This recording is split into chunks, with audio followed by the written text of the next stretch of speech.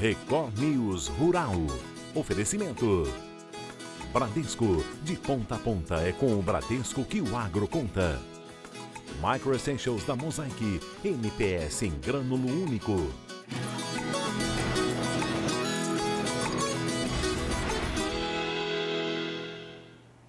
Oi, bom dia para você. O Record News Rural está no ar. Sem poder contar com as chuvas regulares devido às mudanças climáticas, o produtor busca alternativas para vencer o tempo seco. A tecnologia de irrigação e fertirrigação pode ser a saída para a cultura da cana em meio a estiagens prolongadas. Neste começo de linha, conseguimos ver o início do cano. Daqui para frente, ele fica embaixo da terra para ser preservado durante a colheita da cana. E nosso olho já não alcança o que acontece, mas o resultado da irrigação e fertirrigação por gotejamento é visto na colheita. Nesta plantação de uma usina que fica em Nova Europa, interior de São Paulo, são 110 hectares irrigados. Um dado da última colheita mostra bem o aumento na produtividade. Comparando um talhão de sequeiro, em 2023 foram colhidas 53 toneladas por hectare. Já em uma área irrigada, 81 toneladas por hectare. A gente tem notado um aumento de produtividade comparado com a cana plantada via sequeiro. E a gente tem notado uma longevidade do canavial. Então a gente consegue verificar que esse canavial via gotejo, ele consegue prolongar a vida do canavial. Na parte irrigada, o tempo de colheita de um talhão é o dobro. Em uma área de sequeiro, a cana é colhida por 4 ou 5 anos. Aqui, este ano, será a 10ª colheita. E se tudo der certo, pode chegar a 12 anos de produção. Isso tudo graças a essa estrutura que funciona 24 horas por dia. A água é captada no rio, passa por estes filtros de areia e depois segue pela malha hidráulica, que tem 3 quilômetros de canos. A gente consegue fazer um dimensionamento melhor, uma aplicação melhor da água via gotejamento, com o sistema ali regulando, aplicando da maneira correta. Aqui na nossa região, um exemplo, a evapotranspiração é de 3 milímetros por dia, então a gente consegue dar para a planta aquilo que ela está perdendo no decorrer do dia. E com isso economiza mão de obra também? Isso, correto. Aqui no sistema de gotejamento a gente consegue, através de uma pessoa, fazer todo o manejo. Não precisamos entrar com maquinário agrícola, então reduzindo também a emissão de carbono, trazendo um benefício geral, tanto para a planta, tanto para a empresa, tendo essa economia geral aí. Se no passado a produção agrícola podia contar com um regime regular de chuvas, essa não é mais a realidade. Para se ter uma ideia, esta usina coleta dados pluviométricos em sua área de produção, que corresponde a 38 mil hectares. Na média de 10 anos, 2024 já é considerado o mais baixo índice pluviométrico dos dados coletados aqui. A safra da cana vai de abril a novembro. De abril até agora, este ano, choveu só 25 milímetros. Para a gente ter uma ideia, no ano passado, no mesmo período, choveu 300 milímetros. A decisão da gente trazer a irrigação para cá é que nesses últimos 10 anos a gente está passando por uma mudança climática muito grande, né? E a gente está tendo déficits hídricos muito altos. Então a ideia de trazer a irrigação para cá é para a gente tentar diminuir esses déficits e com isso a gente conseguir ter uma melhor produtividade dos canaviais. No sistema usado na propriedade, um controlador usa este equipamento para acionar a irrigação, escolher a área que será irrigada e monitorar a umidade no campo. Mas em breve tudo poderá ser feito através de um aplicativo de celular que foi lançado no Brasil este ano. Hoje em dia já existe a tecnologia GrowSphere, que é você acessar remotamente o sistema. Então você consegue fazer o controle e a manutenção do sistema à distância, através de um celular ou um tablet, desde que seja ligado à internet. Seja controlado por computador ou manualmente, a irrigação traz garantia de produção em meio às mudanças climáticas. Como a gente não depende assim da chuva para poder termos a produtividade, a gente consegue dar à planta a umidade que ela necessita, no momento que ela necessita, a gente consegue ter uma segurança de uma produção, uma garantia de produção final. Já tem produtor se prevenindo contra a Laninha em Minas Gerais. O fenômeno deve provocar o resfriamento das águas do Oceano Pacífico e influenciar nas chuvas e temperaturas em diferentes regiões do país, agora no segundo semestre. Na plantação de hortaliças do Elivan, ele procura se garantir independentemente de como o tempo pode afetar a produtividade. Não estranha as bananeiras em meio às hortaliças. A gente está em época de seca e elas garantem sombra e seguram mais a umidade na terra. Esse sistema aqui a qual eu estou produzindo agora é para essa época de seca, porque a última molhação que eu faço aqui na horta é por volta de umas 3 horas da tarde. Então eu economizo água, economizo dinheiro, né? E no futuro ainda tem um fruto ainda a qual eu vou estar colhendo. Lá se vão mais de 3 meses sem chuva na região, mas as coisas podem mudar. Segundo a Administração Oceânica e Atmosférica Nacional, há 65% de chances do fenômeno Laninha entrar em atividade neste inverno, até meados de setembro. Pensando em chuva, olha, está uma condição apontando ali para um cenário próximo do que é da média. É claro, o agosto tem pouca chuva aqui na região, né, no Triângulo, mas em setembro já começa a chover ali, tem uma frente fria outra que vai chegando, não diminui muito a temperatura, mas ainda tem ali, dos seus 50, 70 milímetros, ocorre aqui na região. O outubro é que começa de fato a engrenar as chuvas na casa dos seus 100, 150 milímetros, que está pegando de fato ali o início do período chuvoso. E que para esse ano não está colocando ali que ela vai atrasar, nem adiantar muito, e os volumes estão ficando próximos da média. Então, em termos de desafio de clima, distribuição de chuvas, por enquanto até que daria para dizer que está relativamente tranquilo. E de volta à roça, o objetivo do Elivan é manter a produção. A alface é o principal produto que sai da terra dele. E a produção tem que ser de cerca de 6 mil pés por semana. Se daqui a pouco ele vai enfrentar os impactos da laninha, ele mantém essa outra área sem as bananeiras para evitar, nesse caso, o excesso de água quando as chuvas voltarem. Inclusive, a área plantada na época chuvosa, ela praticamente dobra. Tudo isso que você está vendo aqui, que hoje está só arado, vai ser plantado nos próximos meses. É aquela questão de manter uma área para a época seca, com uma estratégia, e outra área para esse momento em que a chuva cai mais forte. Dessa área a qual eu deixo parada agora, nessa época do ano, uma época seca, é uma área mais alta aqui na propriedade, aonde eu deixo ela parada, pronto, só um pouco mesmo, com produtos a qual a minha capacidade de água é competente para molhar. E a outra parte ela fica parada para quando começa o período chuvoso eu plantar toda ela. Minas Gerais é o segundo maior produtor nacional de hortaliças no Brasil. Segundo a Emater, a área plantada anualmente é de cerca de 122 mil hectares.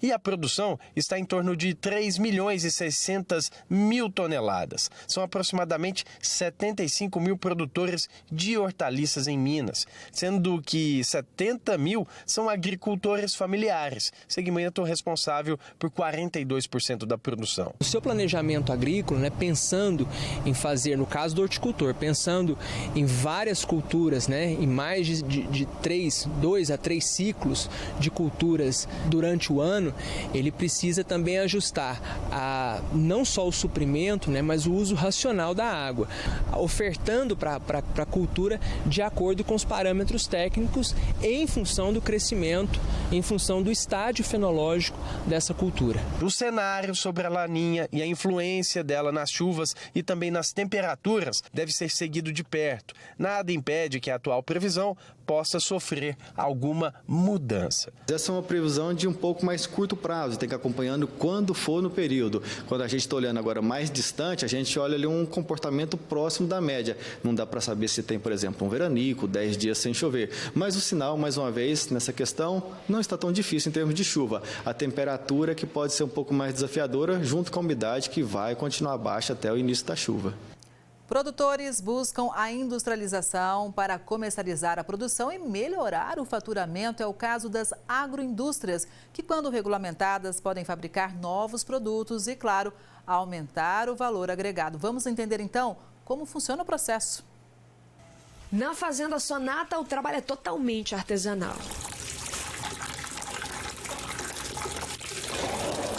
Alexandre faz parte da terceira geração que produz o tradicional queijo Minas. O cuidado na produção com a segurança dos alimentos sempre foi uma preocupação do empresário. Todo o processo de fabricação é feito na propriedade com toda a regulamentação necessária. Por dia são produzidos 250 queijos por aqui. E a organização é um dos princípios na gestão da fazenda. Repare como a maternidade dos bezerros foi construída. Os animais são acompanhados por especialistas e divididos de acordo com a idade. Todo o leite utilizado na produção do queijo é produzido pelas vacas que são criadas na fazenda. Todo o processo é feito aqui dentro da propriedade, né? A gente não traz animais externos para cá, né? Então a produção da genética também é aqui de dentro. E chega até o ponto da produção do queijo, que nós vamos dar toda a segurança alimentar naquele produto que está sendo feito. E foi dessa propriedade rural que saiu o primeiro queijo legalizado do Brasil. Em 1956, pelo CIF, Serviço de Inspeção Federal. As novas gerações foram tomando conta do negócio e seguindo os mesmos princípios de legalidade. Em 2014, elas buscaram mais uma certificação e se tornaram as primeiras a comercializar o queijo fora de Minas Gerais. Eu busquei a certificação da queijaria, né, justamente para legalizar a produção, para você poder ir para o comércio e não ter problemas e você poder garantir uma segurança alimentar no seu produto. Os investimentos não são muitos, né, a gente precisa de adequar algumas coisas, principalmente na parte de higiene e sanidade dos animais. O primeiro passo para entrar na legalidade é criar um projeto com a Emater, instituto do governo responsável pela ação operacional e de planejamento no setor agrícola do Estado. O projeto precisa estar dentro das normas exigidas pelo IMA. Com a estrutura pronta, uma equipe técnica faz uma inspeção. Se estiver tudo certo, o produtor ganha a certificação. Todo estabelecimento hoje que quer comercializar o produto de origem animal, ele tem que ter um registro sanitário. Pode ser tanto no município, através do Serviço de Inspeção Municipal, quanto no Estado, que no caso do Serviço de Inspeção Estadual em Minas Gerais é o IMA, e do Serviço de Inspeção Federal. E esse registro ele é importante, né, não só para trazer para o consumidor uma garantia de que aquele produto ele é fiscalizado, ele passa por todos os critérios de fiscalização para a produção de um produto que, né, que através desses requisitos ele vai estar apto para o consumo, né, como também uma garantia de que aquele produtor ele segue um regulamento de um produto. A maioria dos estabelecimentos, com exceção dos abatedouros, passa por fiscalizações periódicas. O Estado de Minas Gerais, desde 2012, ele tem uma legislação específica para o pequeno produtor. A princípio, né, essa legislação ela tratava só do agricultor familiar, que é aquele produtor que tem a DAP, né, com o documento de aptidão ao PRONAF, mas houve uma mudança nessa legislação, incluindo também o pequeno produtor rural. Então esse produtor, né, uma vez identificado que ele é um agricultor familiar ou um pequeno produtor rural, ele deve procurar as unidades descentralizadas do IMA, as coordenadorias, e nessas coordenadorias nós temos um servidor específico para tratar dessa situação da agricultura de pequeno porte. Para o produtor, com a qualidade do produto sendo atestada pela garantia, a vitrine acaba sendo maior e o trabalho é cada vez mais aperfeiçoado. A legalização sanitária do estabelecimento ele é muito mais do que um aspecto sanitário também. É a formalização da atividade dele, acesso aos mercados formais e um desenvolvimento, né, socioeconômico e territorial muito grande, uma vez que a gente sabe que esses pequenos produtores normalmente eles estão em municípios que aquele município depende daquela atividade agrícola, né, agropecuária, para estar movimentando, né, e gerando recursos dentro daquele território. Isso vem a nos agregar e nos ajudar a você manter a qualidade do seu produto. A semana começou com quedas generalizadas nas bolsas do mundo inteiro. Já na terça-feira, algumas conseguiram uma correção das perdas da véspera, enquanto outras continuaram caindo. Mas como toda essa movimentação impacta nas commodities do agronegócio brasileiro, hein? Quem chega para fazer uma análise é o Felipe Serigati, que é pesquisador do FGV Agro. Bom dia, Felipe. Seja muito bem-vindo ao Record News Rural. Bom dia, muito obrigado pelo convite. Felipe, primeiro vamos entender, né, o que causou esse rebuliço todo nas bolsas, hein? Então, vamos lá, tem dois fatores aí que são importantes, tá? E ambos vão explicar também a dinâmica junto aos mercados de commodities agropecuárias. Então vamos lá, o primeiro ponto importante é, na semana passada, nós tivemos os números da economia norte-americana sugerindo que os Estados Unidos, a economia deles, está desacelerando mais do que inicialmente previsto. Vamos puxar um pouco aqui na nossa memória.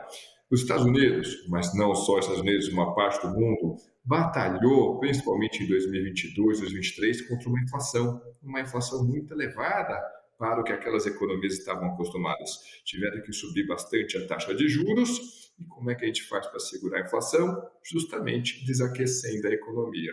Ao longo agora de 2024, a gente estava tendo uma série de sinais positivos. A inflação nos Estados Unidos estava cedendo, estava acomodando em patamares inferiores e a atividade econômica, embora menos aquecida, ainda estava performando muito bem. Só que os números que saíram semana passada sugeriram que foram um passo além. Então, a economia norte-americana não é simplesmente que estava menos aquecida, mas que ela tinha desacelerado de uma forma mais contundente. E vamos lá, nos Estados Unidos, que cresce menos, significa o quê? Um mundo que cresce menos. E um mundo que cresce menos acaba demandando menos commodities. Esse foi o primeiro fator. Segundo fator, está do outro lado do Pacífico, está lá no Japão. O que aconteceu no Japão? O Japão está conseguindo subir a sua taxa de juros. Enquanto o mundo sofria com o quadro de inflação, o Japão era outro, era deflação. Os preços estavam encolhendo na média de forma consecutiva. Então, quando a inflação pelo mundo subiu, o Japão abriu um sorriso, falou, opa, finalmente eu vou conseguir resolver o meu problema de deflação. Para vocês terem uma ideia, a taxa de juros no Japão era negativa, menos 0,1%, ou seja, você colocava ali 1.000 ienes numa aplicação associada àquele título, dali um ano você tinha 999 ienes. Ou seja, era um esforço brutal do governo japonês para tentar aquecer a sua economia, para tentar afastar o risco de deflação. Boa notícia, a inflação do mundo auxiliou o Japão nesse processo e ele pôde, então, subir a taxa de juros. Então, visualizando mais ou menos o cenário, vamos combinar as duas coisas. O que uma parte dos investidores estava fazendo? Captando dinheiro lá no Japão, afinal a taxa de juros era muito baixa, era negativa, para comprar ativos mais arriscados. Por exemplo, empresas de tecnologia. Outro exemplo, mercado de commodities. Quando a gente tem uma reversão nisso, ou seja, o Japão subindo a taxa de juros e dizendo, olha, o dinheiro aqui vai ficar mais caro. E do outro lado do Pacífico, os Estados Unidos dizendo, olha, aqui a economia vai crescer menos. Essas empresas de tecnologia vão dar um retorno menor. Aí nós tivemos essa forte correção no preço dos ativos que nós vemos desde o início dessa semana. Pois é, e o que a gente pode esperar para os próximos dias, Felipe? Ainda alguma volatilidade. Veja que até o momento nós não temos nenhum problema de fundamento econômico. Puxa vida, os Estados Unidos mergulhou numa recessão. Não, foi só um indicador de desemprego. A taxa de desemprego subiu, o pedido de auxílio-desemprego deles ali aumentou, mas a economia norte-americana continua operando num ritmo razoável, não é aquele crescimento acelerado, robusto, nem poderia ser para conseguir segurar a inflação, é um crescimento razoável. O Japão subiu fortemente, subiu a sua taxa de juros, mas assim, até mesmo para padrões de economias avançadas, ainda é uma taxa de juros baixa. Não é mais aquela taxa de juros negativa que o mercado estava acostumado. Mas ok, mudou os patamares. Você tem ali um conjunto de ativos importantes cujos preços se alteraram. Resultado disso, tem que haver uma reprecificação nos demais ativos. E é justamente isso que nós estamos vendo. Então, pode ter ainda alguma volatilidade nos próximos dias, porque esse processo de correção, de ajuste à nova conjuntura ainda não terminou, mas até o momento nós não temos nenhum problema em termos de fundamentos econômicos. Felipe, aqui na Record News a gente acompanha de perto as eleições americanas.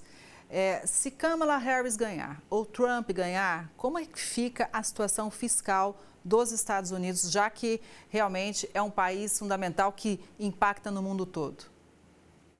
Ótimo ponto. Tanto que tem uma piadinha que o pessoal fala, né? A eleição dos Estados Unidos é tão importante que todo mundo deveria ter direito a voto, né? Não é essa a realidade, mas de fato é importante pra caramba. E dos eventos que a gente consegue enxergar, dos eventos que estão programados geopolíticos, a eleição dos Estados Unidos é o evento mais importante de 2024. que nós temos aqui? Vamos supor que a Kamala Harris vença. Provavelmente o que nós vamos ter é a continuidade da política apresentada pelo Biden. Até o momento, mas a gente tem pouquíssima informação a respeito do programa de governo da Câmara e ela ainda não foi testada em qualquer poder executivo. Aliás, nas eleições pelas quais ela passou, ela não teve bons resultados. E a única eleição que ela passou foi justamente as primárias do próprio Partido Democrata. Mas, de qualquer forma, provavelmente ela vai seguir a agenda do partido. Então, a gente não deve esperar, ao menos na agenda econômica, coisas muito diferentes do que nós temos observado com o Biden. Já com a vitória do Trump, a gente pode ter algumas mudanças. Em ambos os casos, a gente vai ter uma situação fiscal desconfortável nos Estados Unidos, porque ambos prometem expansão de gastos, mais fortes os democratas do que os republicanos, só os republicanos também prometem redução de tributos. Então, no resultado líquido, ambos devem gerar aumento de déficit. Mas o Trump, ele está com uma pegada mais protecionista. Não é nenhuma novidade, né? O pessoal vai lembrar que no primeiro mandato do Trump, ele realmente adotou essa abordagem. Além disso, o Trump tenta, vamos dizer assim, fazer frente à expansão chinesa via acordos comerciais. Ou não só acordos, né, mas via questões comerciais. E a China tinha respondido a essa pressão norte-americana de forma que foi muito favorável ao Brasil. O pessoal vai lembrar também que ali antes da pandemia, a China estava dando preferência para comprar produtos, notadamente grãos, aqui do Brasil, a buscar os produtos ali nos Estados Unidos. Principalmente porque o meio-oeste, a região que é produtora de grãos dos Estados Unidos, também é uma importante base eleitoral do Trump. Então, na tentativa de machucar o Trump, qual foi a estratégia da China? Entre outras abordagens, justamente tentar constranger o comércio, as exportações de grãos dos Estados Unidos, que tocava diretamente no eleitorado do Trump. De qualquer forma, uma política mais protecionista, caso o Trump venha adotar isso, vai significar o quê? Um comércio internacional menos dinâmico, preço de produtos mais caros. Então, por esse lado, vai ser ruim para todo mundo. No entanto, pode haver oportunidades para a economia brasileira ou para o agronegócio brasileiro. Por quê? Porque ele vai encarecer os próprios produtos norte-americanos. Os produtos concorrentes tendem a ficar mais competitivos. Mas ainda assim, a gente já viu isso no primeiro mandato do Trump, uma retórica às vezes bastante agressiva, só que tinha muito mais ali uma estratégia de ser um instrumento numa mesa de negociação. Nem tudo que ele falou foi levado a cabo. Será que ele vai realmente aumentar a tributação sobre as importações chinesas em 60% e em 10% para todas as importações norte-americanas para todos os demais destinos? Vamos ver o que vai acontecer. Vamos ver. O senhor já trouxe pontos importantes, mas eu, Kelly, acho que também muita gente que acompanha o Record News Rural deve estar se perguntando agora, no meio dessa tensão do mercado financeiro, das bolsas, como é que está este momento para o nosso agro, que é tão importante não só para o nosso PIB, mas também para muitos países, uma vez que somos fortes na exportação também, hein, Felipe? Aí, naturalmente, vai depender, né, da situação de cada cadeia e também que momento que cada agente está operando, né? Então, vamos lá. Qual que é a figura geral, né, a visão mais panorâmica? E aí cada um avalia se isso é favorável ou não para a sua realidade. Commodities em dólares no mercado internacional, na média, estão operando em patamares inferiores. Óbvio que isso vai variar de commodity para commodity. O pessoal do trigo não está operando em patamares tão baixos assim, devido a problemas na safra do leste europeu. O pessoal do café também está operando com tensão, também devido a questões climáticas que têm prejudicado a safra do leste asiático. Mas, de forma geral, nós estamos vendo que commodities operando em patamares inferiores. Quando a gente olha agora, mas isso é dólar, lá no mercado internacional, quando a gente olha aqui para o Brasil, a situação tem ficado um pouco mais confortável em termos de preço. Óbvio que isso vai variar. Por exemplo, um grão mais caro pode favorecer os produtores de grãos, mas vai incomodar o pessoal de frango, o pessoal de leite, o pessoal da cadeia de proteína animal. Então vai depender da situação de cada um. Mas o fato é, quando a gente traz esse preço em dólar aqui para o Brasil, traduz esse preço em reais, a gente tem visto uma folga nesse preço. Por quê? Toda essa turbulência lá fora tem afastado os investidores de ativos mais arriscados. E commodities é um ativo mais arriscado no mercado internacional. Só que não tem apenas commodities como ativo mais arriscado, mercados emergentes também. Resultado disso, nós estamos vendo o quê? Uma saída de recursos aqui do Brasil, uma saída de capital aqui do Brasil. Resultado disso, uma taxa de câmbio operando em patamares mais elevados. Vamos supor que a gente estivesse conversando há, 45 dias. Será que a gente teria coragem de falar de uma taxa de câmbio em 5,60, 5,70? Hoje já é uma realidade mais do que testada. Veja que esse câmbio mais alto vai ser favorável para alguns dentro do agro, mas vai ser mais favorável para outros. Esse é o cenário, cada um tem que avaliar como é que isso impacta dentro do seu negócio. Felipe, o que a gente pode dizer para o produtor brasileiro em relação à safra 24-25? Bom, aí também vai depender ali de qual produto nós estamos tratando, né? Provavelmente o pessoal do café deve estar preocupado, a questão mas encontrando algum alívio em termos de preço. Vamos imaginar que os nossos amigos lá do Espírito Santo, o pessoal que produz o Conilon, está olhando para o Robusta com problema lá no leste asiático, falando, opa, estou tendo finalmente aqui algum alívio. Pessoal de grãos, né? Certamente o pessoal de trigo, que está realizando o seu plantio agora, se bem que o pessoal do Paraná já encerrou esse plantio, né? Mas vamos lá, o pessoal de trigo está numa situação um pouco mais tranquila, o pessoal de soja um caminho intermediário, mas o pessoal do milho ainda tem questões problemáticas. Não é por acaso que a gente tem projetado uma redução diária para o milho. Quando a gente olha agora o pessoal do algodão, puxa vida, o algodão pegou ali momentos bastante favoráveis. O preço da pluma no mercado internacional, devido à questão ali na Índia, no Paquistão, ainda tem algum espaço para sustentação, mas já está esperando também expansão diária nos Estados Unidos, né? Então, a gente vai ter ali uma quantidade ofertada maior, o que deve não permitir altas tão expressivas. Então, enfim, o universo agro brasileiro, ele é muito heterogêneo e cada cadeia, cada segmento tem uma história particular para contar. Muito importante a gente trazer essa dimensão, porque fica muito claro o seguinte, o que acontece do outro lado do mundo tem efeito direto aqui no Brasil, né? Com certeza, vamos colocar um ator adicional que a gente ainda não colocou. Cadê a China? A gente conversou muito pouco sobre China, então vamos colocar a China aqui no nosso bate-papo aqui. Então a China, eleição do Trump, provavelmente ele vai ser mais agressivo com a China, embora o Biden tenha sido muito duro com os chineses. Pode não ter, vamos dizer assim, batido tão alto no tambor, ter feito tanto barulho, mas o Biden foi muito duro com a China, tentando isolar a China. Vamos lá, nem o Trump chegou a fazer isso. Fazer, por exemplo, impedir que empresas norte-americanas realizassem transações comerciais com empresas chinesas de determinados segmentos, principalmente semicondutores e empresas de tecnologia.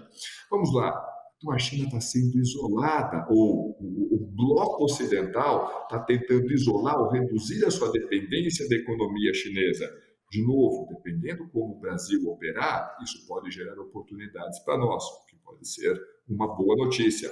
Só que essa China tendo dificuldades ali para operar, para transacionar com as economias mais avançadas, com as economias mais ricas, é uma China que tem uma pressão a crescer menos. E uma China que cresce menos afeta diversas das nossas commodities. Isso pode bater em proteína animal, como a gente já tem visto, sem dúvida alguma. E veja que nós não estamos falando apenas de volume, porque em termos de volume exportado está caminhando bem. Olha ali os números aí de carne bovina. Agora, o preço recebido está operando em patamares, se a gente for olhar para o nosso retrovisor, patamares mais baixos. A gente conversou há pouco a respeito do algodão. E aí, quanto que a indústria têxtil da China vai demandar de fibras? E a gente não pode esquecer que a gente está tendo uma expansão diária do algodão lá nos Estados Unidos. Então, você vai ter uma oferta maior comparado com a demanda. Então, o ponto central para a gente fechar essa análise é justamente descobrir o quê? E aí, como é que a China vai responder a essa conjuntura? Pois é, o nosso maior parceiro comercial já é a China, né? Depois vem Estados Unidos, terceiro lugar a Argentina. Vamos seguir de olho. Professor, muito obrigada, viu, Felipe, pela análise aqui. É sempre muito bom contar com o FGV Agro aqui no Record News Rural. Bom dia. Eu que agradeço o convite. Um ótimo dia a todos. Obrigada. E o Record News Rural de hoje vai ficando por aqui. Muito obrigada pela sua audiência. A gente se vê no próximo programa. Até lá.